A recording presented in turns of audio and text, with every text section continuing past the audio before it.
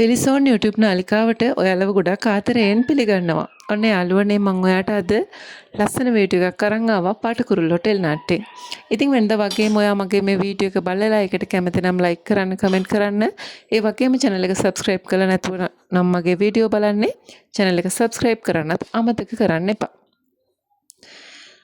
ඔන්න ඉතින් ෆොන්සේක මහත්තයා කියනවනේ කෙවින්ට නිම්නාවේ මුණ ගැහෙන්න එපා කියලා. ඇත්තටම මේ දෙන්න වෙනුවෙන් ඔෆිස් දෙකක් තමයි වෙන් කරලා තියෙන්නේ. ඒකට හේතුව තමයි ෆොන්සේක මහත්තයා පොරොන්දුනානේ නිම්නාවිගේ අම්මටයි තාත්තටයි මේ දෙන්නව මුණ ගැස්සන්නේ නැහැ කියලා.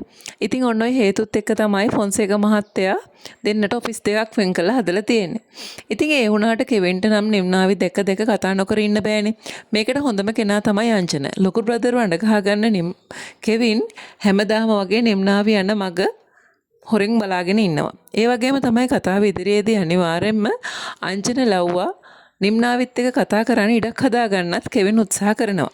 ඔන්න ඔය දේවල් එක ගත්තේ මේ හැම දෙයක්ම ටිකෙන් ටික නිම්නාවිගේ තාත්තට ආරංචි වුණාට පස්සේ නිම්නාවිගේ තාත්තා බයිනවනේ ෆොන්සේක මහත්තයාට.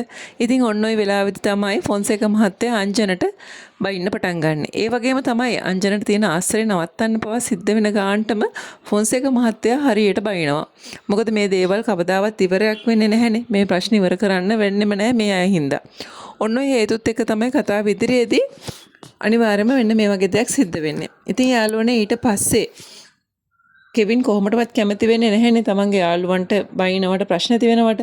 ඉතින් ඔන්න ඔය දේවල් එක්ක ඊට පස්සේ කෙවින්ම තේරුම් ගන්නවා මේ තමන් කරන දේ කිසිම තේරුමක් නැති වැඩක් කියලා. ඊට පස්සේ කෙවින් තමන්ගේ පාඩුවේ තමන්ගේ වැඩ ටික කරගෙන ඔෆිස් එකේ ඉන්න පුරුදු වෙනවා.